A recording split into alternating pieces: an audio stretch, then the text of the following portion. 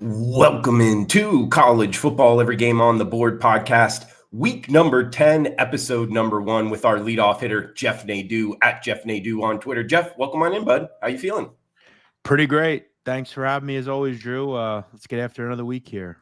Absolutely, man. We got Halloween week. We got some weekday action in the top of the Saturday card coming to you. Jacksonville State, Middle Tennessee State to start us off here Wednesday night, -3.5. That is Jack State as the road favorite, 54 and a hook being the total. Conference USA, 2 games here on the Wednesday night card. Jeff, are you liking anything? Yeah, I thought this number seemed about fair. I made it 4. Obviously Jacksonville State 4-3. I would assume that you want to get to a bowl game, you're probably going to have this one. They've got a pretty tough schedule to end the season. They got to play Kennesaw, West Kentucky. They got UTEP next week, so they could wrap this up over the next 2 weeks if they're able to get the job done. As we know, Drew, Middle Tennessee State is a dreadful football team. Their season's over. They're one of those teams that score like 15, 16 points a game and give up like 35. Not going to win a lot of games doing that. Jacksonville State has played better of late. Had a pretty nice win last week at Delaware, put a bunch of points on the board. I won't bet this game. I think Jacksonville State win, but could it be like weirdly close like the Sam Houston State game was? Absolutely. Not a game I'll wager. I lean Jack State here, though. Yeah, there is 2 Conference USA games. This is the first one, 7:30 Eastern. I like Jacksonville State as well, Jeff. And we got the nightcap here, FIU.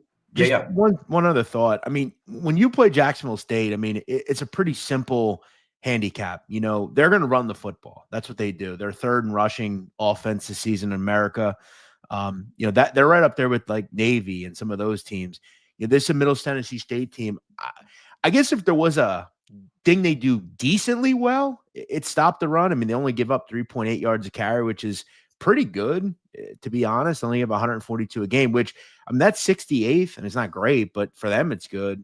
But you face a run like this where every possession you have to like wrap up and tackle. It's very taxing. So yeah, I think it's a good spot. I think they'll win, but it's not a game I'm wagering. Okay, Murfreesboro, Tennessee, down to FIU and Missouri State. Next up, -3 and a hook. That is Mo State as the home favorite, 51 being the total. Kind of a tough trip here for FIU. The Panthers heading up north. I like Missouri State in this one, Jeff. Any feeling in this USA matchup? Yeah, you got to give a lot of credit to Ryan Beard, the coach at Missouri State. I mean, this is a team that just enters Division I. They've been okay. I mean, nice win last week in overtime. This is 2 straight road games they played. They're back at home, which has to feel nice. They played pretty well in their last home game against a pretty good Western Kentucky team. This is a team that beat Marshall, who's playing well. They weren't that far out against SMU, so you got to give them credit. You also look at Willie Simon's group at FIU. They're playing well too. Both these teams need to win. They're both kind of 3-4, 4-3 type teams. This is a pretty big game for both. And for me, there's just not much in the way of value. I made it 3.5. So I don't see much here. I feel like you're getting a hook on FIU, so maybe that's enticing. I figure this is probably a pretty close game. 27-24, 24-20, something like that. There's not much value here to me. I think this is one of the toughest games on the board to bet. 2 similar teams, and there's not much home advantage, but I think Missouri State's slightly better. Yeah, I mean, you say tough handicap. FIU, man, they have been up and down. It's like kind of a tough team to kind of like gauge, but yeah, it does make it difficult. We'll turn the page here to Thursday, October 30th, 3:11, 3:12, 7:30 Eastern. Marshall at Coastal Carolina. It is the Thundering Herd, -5 and a hook as the road favorite, 55 and a hook being the total. Marshall at Coastal. Yeah, I thought this total was a little low. Coastal seemingly found something recently at quarterback. Samari Collier's played well for them. He's a dual threat option. It was pretty good against App State last week. Threw for 118 and a touchdown, had 74 and 2 touchdowns on the ground. Their offense has found something. We also know that they're not a particularly good defensive team. When you play Marshall, you've got to expect a shootout. And Drew, at this point, not sure if we should be listing Marshall games in the mid 50s. I mean, this offense is dynamic under Del Rio Wilson. Their defense is giving up 31 points a game. There's a lot of throwing involved in Marshall games. I feel like this total is probably a little too low. And I noticed that, Drew, the early bets that came in on this game, there's a lot of percentage of bets on the under, but it was like 60, 70% of the actual money's on the over. So I think if you can find a 55 out there, that would be a play on. This seemed a little low, especially with Coastal's recent kind of upstart quarterback. I kind of lean over.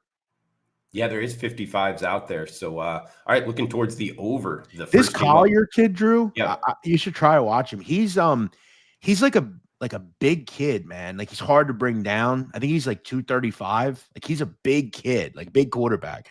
And it's been noticeable. Like, he kind of reminds me of what was that kid's name? He played at Clemson years ago. Before Trevor Lawrence and Deshaun Watson. TJ something, I think. Okay. Taj Boyd, that was his name. Okay, yeah. Kind of was a little not chunky or anything, but he had a little meat to him, and that's a tough quarterback. He's 6'4", 235 that's pretty big, man. Yeah, tough guy to get to the ground for sure. Can extend plays. We got two here on Thursday, Jeff. Tulane and UTSA next up. Green Wave -4, actually anywhere from -3 and a hook to -4.5. So if you can shop around, can get the best of the number. 55 and a hook being the total. Tulane at UTSA here, the last game for Thursday. Yeah, so UTSA is kind of a strange, peculiar team to me. I owe them a lot because I've made a lot of money this year and last year on their overs, and I've been very good at picking which games they won't go over in. And I'm noticing recently over the last 3 or so games, now one obviously against Rice, I won't throw in there, but against 2 games where Temple and North Texas were better competition, this offense sputtered. They haven't necessarily focused as much on the run as I feel like they should. They've got a good running back in Robert Henry. Seems like they've kind of wanted McCown. Like, for whatever reason, he hasn't looked great. I don't know what happened. Their offense has sputtered a bit. And I've talked on this show and any show that will have me about Tulane. They're a good offense, but they're dreadful in the red zone, Drew. I mean, this team is like not just bad in the red zone. They're effing heinous in the red zone. They don't score touchdowns ever. You look at on the season, I mean, 30 attempts in the red zone. They have 14 touchdowns. I mean, they just sputter time and time again in the red zone. And, I think when you list Tulane, I mean, they have a pretty good defense. I think 55.5 is a little high here. I mean, it does cover that 55 key number. I thought it'd be more like 53. I think UTSA's offense is sputtered, as I said, and Tulane is going to be a good defense, and they've struggled to score in the red zone. I know it's not easy to take UTSA unders. I think the one thing that'll keep me off is the dome. I mean, you got a short track, turf, and UTSA, their corners are bad, and they have the ability to make that big play. It's a tough game because I could see a situation where it flies over. I could see a situation where they both struggle in the red zone and stays under. I think you maybe just bet Tulane. I think they're probably a touchdown better than UTSA. This is a big game for Tulane too. They're still kind of in the mix. So I would lean Tulane here, if anything. I agree with you. Lean towards the Green Wave. In the Alamo Dome up against the Roadrunners. We turn the page here Friday, October 31st, Halloween night, Jeff, 7 o'clock Eastern for the first game on Friday Night Lights. Memphis at Rice. It is the Tigers. -14. There is a 13 and a hook out there as the road favorite. 49.5 being the total. Memphis, man, what a game last week. Now they're going on the road here to Houston to face the Rice Owls, Jeff. Yeah, so I think obviously with Memphis's win last week, this is your probable.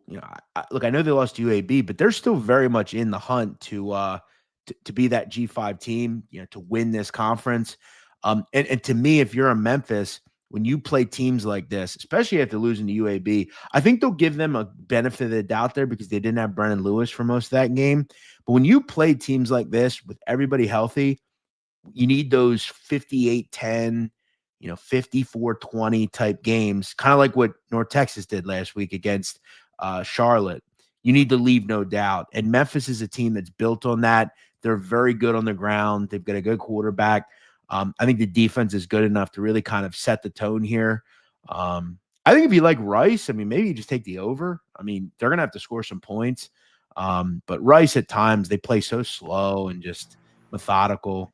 I lean Memphis here, but it's not one I'm running to bet. I think they have to have style points, and I think they'll be fine in this type of game. We got next one up in the ACC here Friday night. North Carolina in Syracuse, Jeff. It is the Orange. -2.5 at home, 45 being the total. So Bill Belichick going up to the state of New York here to take on Syracuse Friday night, Halloween night. Yeah, this is quietly a battle of just ugly football teams, man. I mean, Virginia probably shouldn't have won last week, but just another loss for UNC.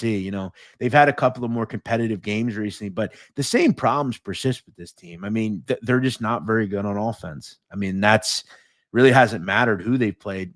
I will point out, I mean, Syracuse is dreadful defensively. I mean, they're really bad against the pass. Now you look at Syracuse. I mean, ever since Steve Angeli went out, this offense has fallen off a cliff as well. You have two poor quarterbacks. I guess I'd give a slight edge to Syracuse just because they're at home and I think Ricky Collins maybe found something last week, but this is not a game I'd wager on. I think if anything, I'd lean Syracuse, but out of all the games we'll talk about, this is one that I have least opinion on. Okay, well, we got a 3-pack here for Friday night, Halloween night. Sam Houston State, Louisiana Tech will be the quote-unquote nightcap, 8 o'clock Eastern, and it is La Tech, the Bulldogs, -17 at most shops. There is 16.5 available, 49 being the total. Sam Houston State, rough season, having to head here to Ruston, Louisiana, but the ultimate equalizer is the 17 points here, Jeff. I'll give you a best bet at the end. Okay. This is another one. I really like La Tech in this game, -16.5. So kind of to set the stage. So La Tech hasn't played since October 21st. So they got 10 days off here.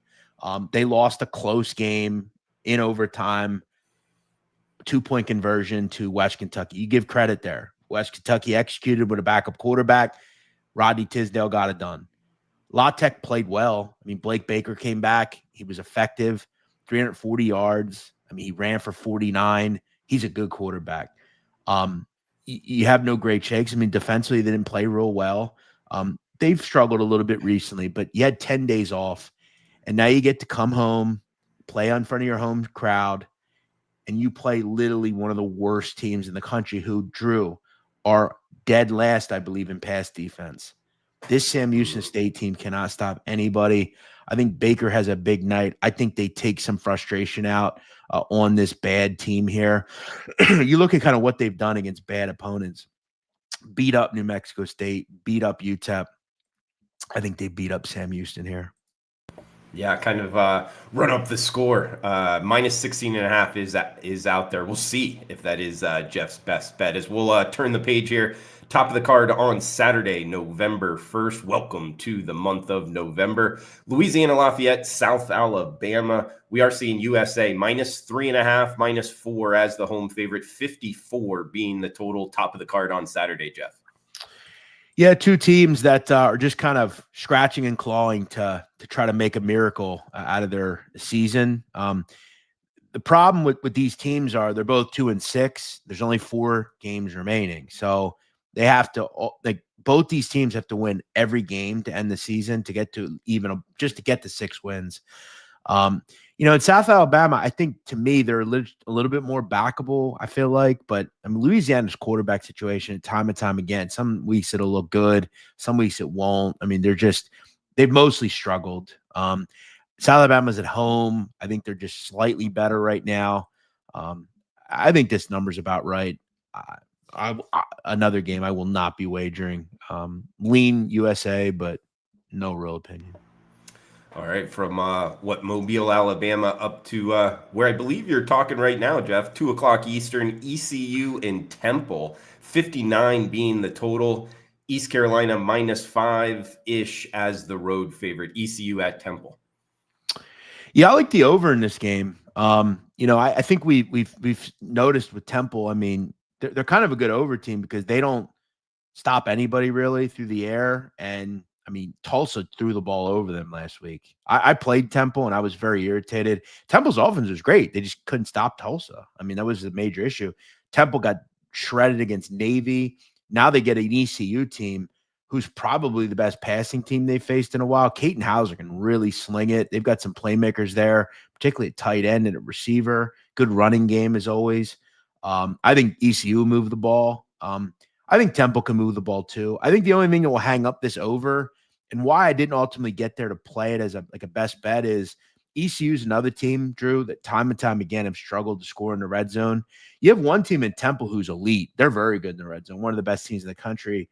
ECU not only has struggled in the red zone, but it's weird because I talk to ECU radio every week and I tell them time and time again, I don't know who calls the fourth down plays with this team, but they're some of the worst you'll see. They're like notoriously bad on fourth down. And why that's concerning and problematic to me is when you're a team in the red zone, let's say at the 25 or the 30 or the 35, and you're going for it and not getting it, the field position now flips and it's harder, right? You piss away a scoring opportunity. And a lot of the time they're going for it inside the 15. So we're flipping it. It just takes a ton of time off the clock. Go watch that Tulane ECU game. I mean, they made the red zone many times. They just couldn't score either team. So that's my issue with ECU. But I want to believe that this total probably should be like 60, 61. I think they'll find its way over, but I didn't ultimately get there just with the ECU problems at times. They move the ball, but when they get to the 20, they just screw around and struggle. Yeah, it can be frustrating. Those fourth downs for sure, man. As we got Oklahoma and Tennessee up next, 7:30 Eastern Saturday night in Knoxville. It is Tennessee -3. There is 3 and a hook out there as the home favorite, 56 and a hook, 57 as the total. So the Sooners going on the road facing the Tennessee Volunteers. You liking anything in Neyland Stadium Saturday night? Yeah, last night I played over 56 and a half in this game. I will make clear here, Drew. Now that John Mateer's healthy, I think Oklahoma is an over team. And I say that because I think they're pretty overvalued on defense. I'm not going to tell you they're not a good defense, but I think they're a product of a pretty poor schedule as far as quarterbacks. Let's just take a look at 2 legitimately decent teams, Ole Miss and Texas. 2 games they lost. And they gave up points, particularly a lot of points to Ole Miss, and Texas moved the ball as well. Look at some of the quarterbacks they've played. I mean, Kent State, Auburn, South Carolina, Michigan, who inconsistent at quarterback. They don't open the playbook up much. Illinois State. They did a pretty good job against Temple. I'll give them that. But I've noticed they're more inclined to play shootouts now that Mateer's healthy. Here's the thing about Tennessee. Tennessee's a really good offense. I think they're going to struggle with some of the speed. Ole Miss hit them hard with speed. Like they just had playmakers all over the field.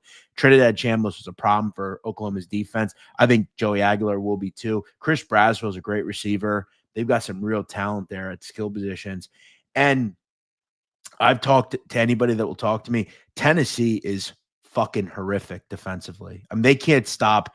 I mean, Drew, Kent State's a better pass defense than Tennessee. Like they can't stop anybody. I mean, this offense is great. Look at what Kentucky did last week. Kentucky's a very average offense to poor offense, and they got into the 30s against Tennessee. Like Tennessee can't stop anybody. I guess I'll give them some credit. I think they maybe had one game. I think it was against like East Tennessee State. But I think East Tennessee State scored like 20. Like Tennessee can't stop anybody. Throw in the fact they play with a lot of pace. I mean, they're a top 10 pace team in the country. I don't think we should be listing Tennessee games in the 50s. So I played the over here. Yeah, it makes sense. I went against Oklahoma as well last week against Ole Miss, and I had Tennessee circled here, but you do make a good point in terms of the over as well. Like the breakdown, Jeff. We got Notre Dame and Boston College up next.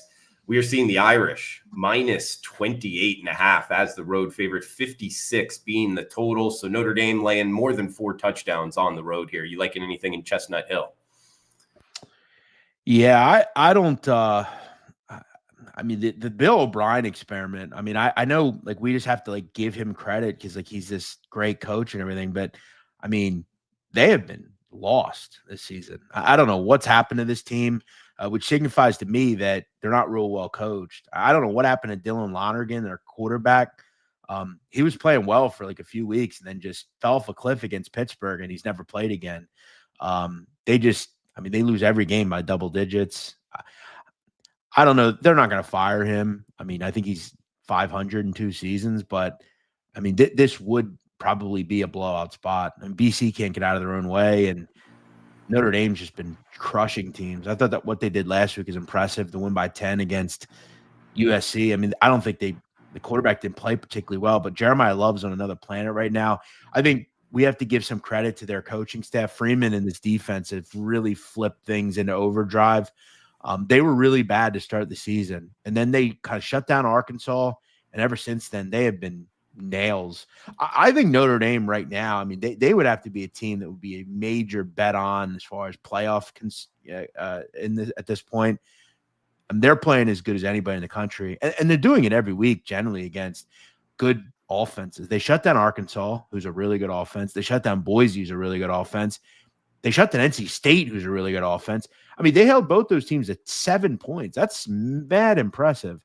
And then they hold USC to 24 and win by 10. USC or Notre Dame's a bet on team right now. Yeah, I'm with you. And their run to the playoff, they're not in a conference, so a conference championship and game you have to worry about. And they're at the point, Drew, and you notice this, they need to win every game by as many points as possible, and we're seeing that. I mean, they're doing the 2 things you need to do: score a lot of points and win by margin, and hold good teams. Like, to me, if I'm a committee member, it is extremely impressive that they held Arkansas, Boise, and NC State to 27 points combined. That's crazy. Yeah, for sure. And when you look at their 2 losses, it was week 1 against Miami and week 2 against Texas A&M, and both of those teams have looked good out the gate. So nobody will tell you this, and I'm going to tell you this. I can make a strong argument as far as coaching, everything. Marcus Freeman's the best coach in the country. I think he's a good dude as well. Like, I'm a big fan of his. I think he is. I mean, what he's done this season is pure coaching. We recognize we don't have the right people leading our defense. We need to fix that. How are we going to fix it? And we fixed it to a very big level. They gave up 30 points to a bad Purdue team, and ever since then, they've completely flipped the narrative. That's coaching. A coach like Bill O'Brien would just continue to let it happen. 7 straight games where you haven't done anything right. Make a change. If you're not going to do it, we'll get somebody who will. That's a coach. I love Freeman. He is, to me, right there, is one of the best in the country right now to me. Yeah, no argument, man. I think he's up there as well. I guess I got to ask you, Jeff. I mean, with the success he's had, making it to the national championship game there in South Bend, now his name's getting thrown out for other jobs. Does that start to become a worry? What's your thoughts on the coaching carousel? Well, he comes across to me, as from what I've heard, he comes across to me as a pretty good guy, loyal guy. I think, people like him and Signetti, like, it's no surprise to me that they've had insane success, like from small levels all the way up to where they are now. They're good coaches. They're not just good recruiters. Okay. And I've been kind of on the forefront of this in basketball and football about these big high profile names that are shitty coaches and nobody talks about. Like John Calipari, shitty coach, good recruiter. And he's he's been able to kind of wheel and deal and, the pre-NIL stuff, but like, he's a shit coach. Like, Steve Fisher was a 10-time better coach at San Diego State than John Calipari will ever be. Penny Hardaway, shitty coach, great recruiter, but he couldn't coach his way out of a paper bag. Same thing with like a James Franklin, just a complete imbecile, doesn't know anything, and was a good recruiter and was at an acceptable place where he could just win 10 games and everything would be fine. Look at Freeman and Signetti. I mean, they just win. They coach. They go from place to place. If I'm Freeman, Notre Dame seems like a job I'd always want. Now again, I would back up the Brinks truck to someone like Freeman. or Signetti for that matter. So we'll see. I mean, it'd be nice to live in Florida and have like the same job in Florida. I mean, it's better than living in South Bend. But yeah, what would you say is the best job in the country? I mean, outside of like the ones that are open, Florida. I think it's a tough question. I think it's more, it depends person to person. I think you could make arguments for different places. You could talk about weather. Yeah, Florida. Yeah, Southern California or the desert, something like that. But at the same time, it kind of depends what each person wants. Do you want to be in the SEC? But Do also, you want to be in that's the Big the thing. Ten? People like Freeman, I think, are built on. And I've always also said, like, don't have loyalty to these schools because they're not loyal to you. Like, if you lose, No. they'll fire you. And I Right. would tell anybody, like, I don't have like a regular job, but like, I always find it amazing that people are like loyal to a company or something. And it's like, no, go where they're going to pay you the most. Like, they don't care about you. You do one wrong thing, they can't, and you lose. But it's all about with these people. They're at the highest level of their profession, and you want to challenge yourself, right? So you've won at Notre Dame, who's an independent, right? Well, now I want to go to the ultimate prestigious level, SEC football, right? Like, to me, if I could pick any job open right now, it would be LSU. Just because, like, I think that's a great job. They've had some storied programs recently. You're in the SEC. That's a great area to kind of recruit in. I think it's a pretty good place to live. I'd look at somewhere like that, because obviously, look, Alabama and Georgia aren't open, but like LSU would be perfect. Florida as well, Yeah, it's an interesting thing to think about. LSU, yeah, you're the major, but does it change with the NIL? How much money does LSU have, and the people you're recruiting against? That's it's all kind of tough really to tell. important now, right? You have to obviously have the best facilities, and I think all that stuff is secondary. These are SEC schools, but you look at the history of like a Florida. They obviously Urban Meyer is your prototypical Steve Spurrier many years ago. There was a great lineage of good coaches there. LSU, it's more of a they had some good ones there, obviously some great ones, but it's all relative. I don't know what Freeman's thinking is. To me, though, I think he's now that Signetti's kind of spoken for, I think Freeman is the cream of the crop. Yeah, I agree with you. Great coach. I mean, if he takes LSU, that'd be wild, though, because his predecessor, Brian Kelly, went from Notre Dame to LSU. Well, so to compare those two is like comparing, some, middle school basketball player to, Cooper Flagg. It's Brian Kelly's another ignoramus. They're not even close. Freeman, if he goes to LSU, I'll bet on them next year to win the title for sure. Interesting. All right, Jeff. Like the breakdown there, man. Getting back to the games, ACC action, Duke and Clemson. We are seeing the Clemson Tigers -3.5 as the home favorite, 55.5 being the total. You say Clemson? Your name here cut out. Yeah, I don't. I told you a couple of weeks ago with the SMU game, like I didn't understand that line. I didn't. Even if Klubnik didn't play, which he may not play here, he's questionable. I think he's probably more likely to play. But like, I guess with Clemson, like I don't see it. Like I don't see why they're like a big, like even like more than the 3-point favorite to anyone, especially Duke, who Duke pissed me off. They should have beat Georgia Tech. They just another team that just couldn't figure it out in the red zone. I like Mensa. He's one of the best quarterbacks in the country from a pure pass perspective. Yeah, if I'm getting 3.5, I lean Duke. I don't know that Klubnik will play, but I don't know that it matters. I think Duke is undervalued. I don't really believe much in Clemson. And Duke is a high-profile offense. This team can move the ball. They just didn't play real well against Georgia Tech. Their run defense is good. They have a pretty good defensive line. I like SMU, like Duke against Clemson. At Jeff Nadeau on Twitter, every game on the board, wherever you're downloading your podcast at, every game on the board. We're going down in rotation order. We got, this is the first of 3 episodes. Next one up, Wake Forest and Florida State. We are seeing the Seminoles -9.5 or -10 as the home favorite, 49 being the total. Demon Deacons on the road against the Seminoles in Tallahassee, Florida, Jeff. Yeah, so I was a little surprised to see this move up. I felt like anything above 7, I was interested in Wake. I really like what I've seen from this Wake group recently. I will point out that the very early money, like on Sunday night, Monday night, came in on Wake. Wake was a sharp side early on. I think you're now starting to see kind of the public jump in here. Um, this is a crazy number, Drew. Can we just kind of assume that like Florida State's not great? I mean, this is not the team that beat Alabama a couple of weeks ago. They were dreadful against Stanford. I mean, they couldn't stop anybody against Pitt. Miami kind of ran roughshod, and that game was made to look a lot closer than it was. They gave up 46 and lost to Virginia. Wake is an upstart team. They've got a decent quarterback. Damon Claiborne is terrific. They're better in the trenches than Florida State is, if you can believe it. They've got a good secondary. I like what I've seen from this Wake group the last couple of weeks. You really look at the whole season. Wake has been insanely undervalued. Should have beat Georgia Tech, beat Virginia Tech, blew out Oregon State on the road, come back last week, beat SMU. Wake is, I mean, is there a more like kind of secret team than Wake? They're 5-2. Bulge with a win. Could you imagine 10-point outright win against Florida State to go bowling? I think at worst, I'd put this number at 7. I got 8.5. I like it a lot. I like Wake.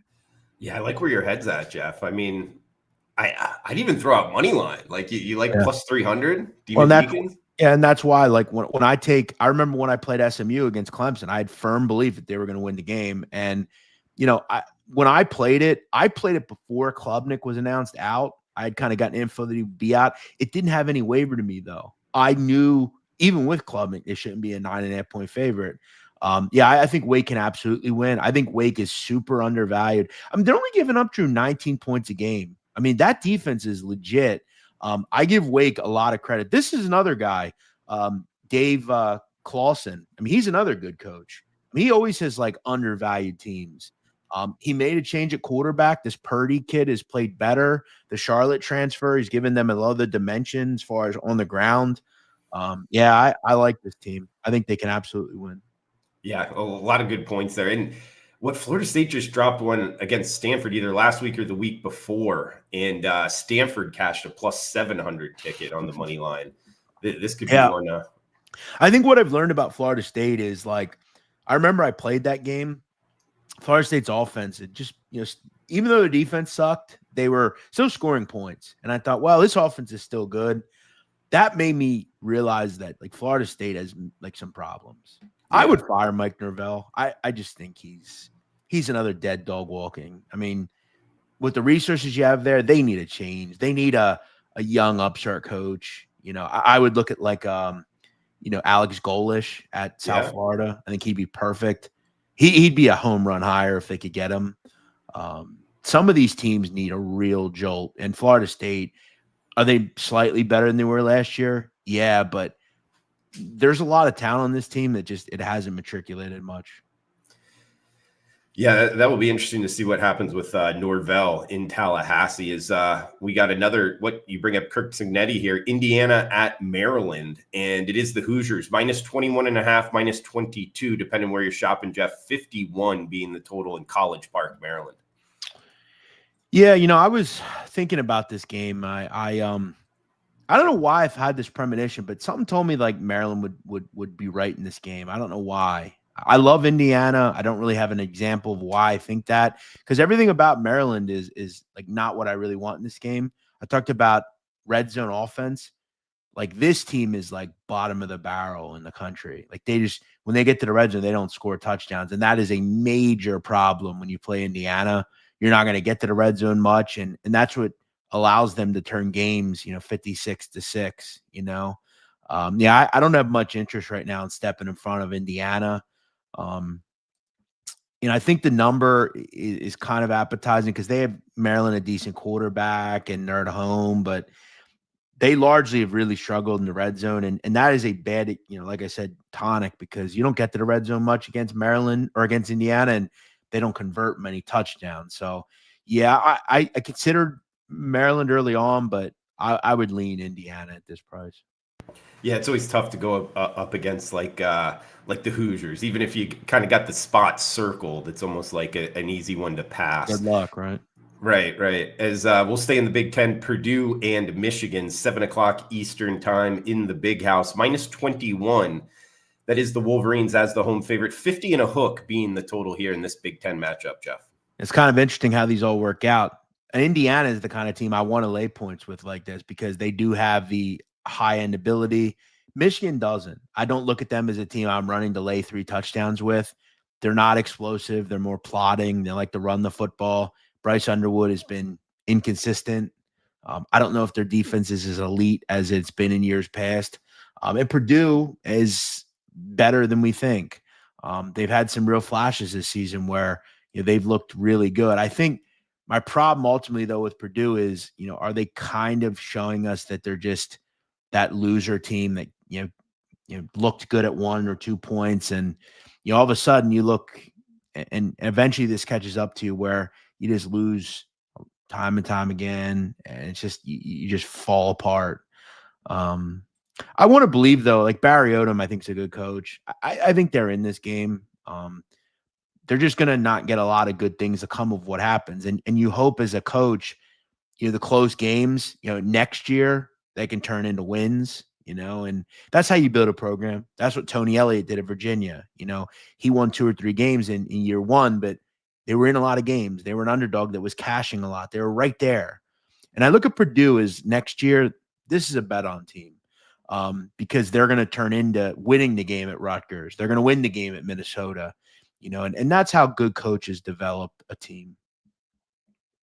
For sure, Jeff. And we got another one here in the ACC, interesting matchup. Georgia Tech and NC State. It is the Yellow Jackets, -5 and a hook, -6, depending on where you're shopping as the road favorite, 57 and a half being the total. Yeah, it's another one I played. I have the over in this one. NC State's been an over team all year. They have, I don't quite know how to describe them defensively. They're not good. I mean, that's about all I'll say. I mean, Mason Heinschel just destroyed them last week. I mean, 423 and 3 touchdowns. Katarius Hicks was awesome. Hollywood Smothers, or not Hollywood Smothers, Jacarian Turner. They just ran all over NC State. 53 for Pitt. They were just terrific. But you also look at NC State. I mean, they had 34 points. Smothers ran the ball well. Bailey continues to be able to move it. I'm not real high on Georgia Tech on defense. I feel like you can move the ball on them. I mean, Duke should have had significantly more points than they had. They should have gotten to the high 20s. And Georgia Tech's offense is really good. So I feel like the pace in this game should be there. To me, this was like a 38-28 type game. I think this total should be in the 60s. 57's too low.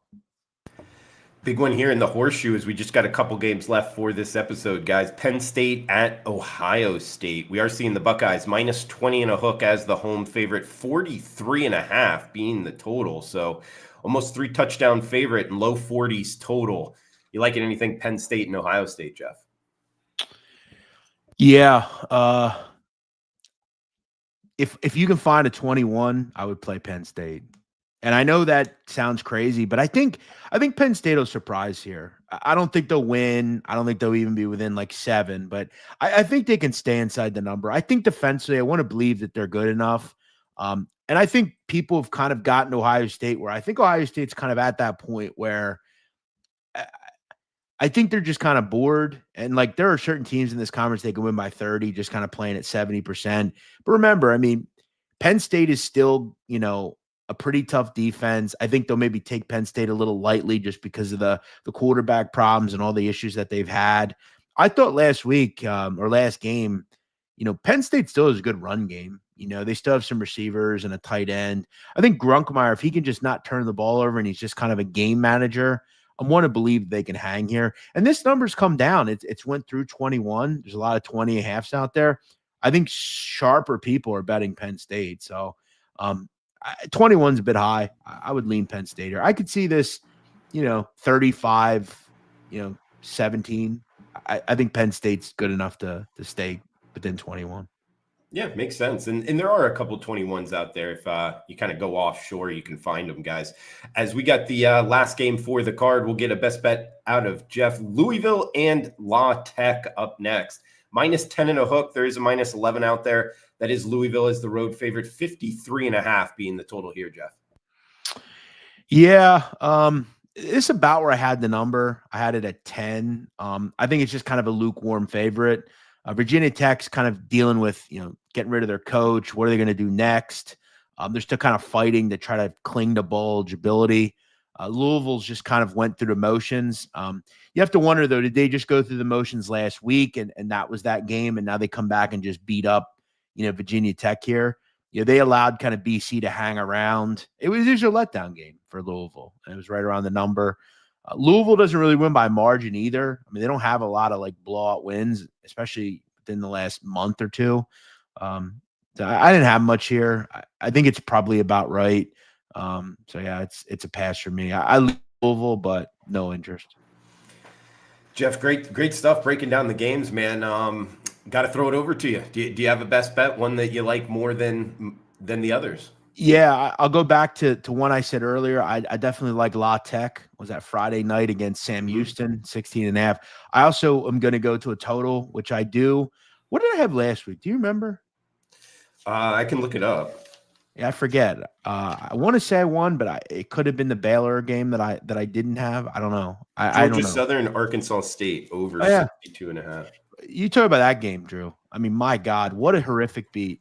So I was at the bar. I didn't want to bring it up. Yeah, I'm gonna bring it up. Okay. At halftime, this game was 21-17 at the half. They had 38. I mean, they just stopped scoring. I don't know what happened. I was a little worried. I said this, the weather, it wasn't great. I don't know if it caught up to them in the second half, but whatever. I've been largely a winner in best bets. I'll go to a total 387, 388.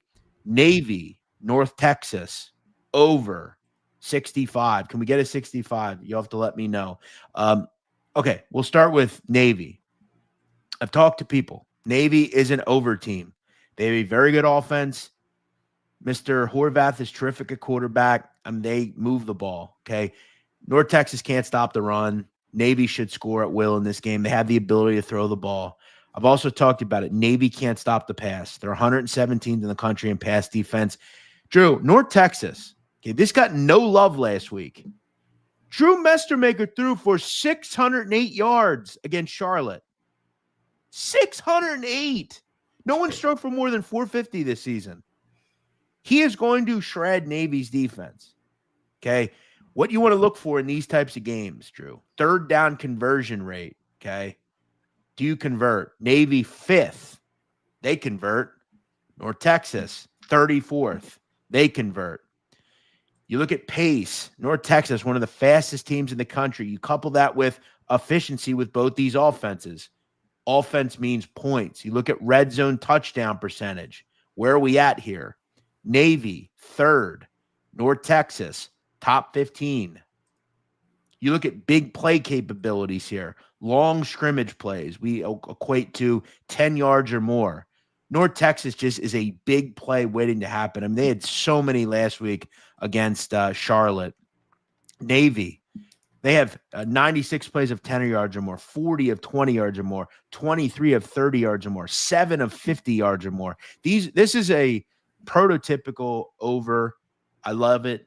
I think this total should be closer to 70, over 65. Can we get a 65? No, we're at one of those. It's mostly 65.5, Jeff. Well, then let's play. Profit X in. Yep.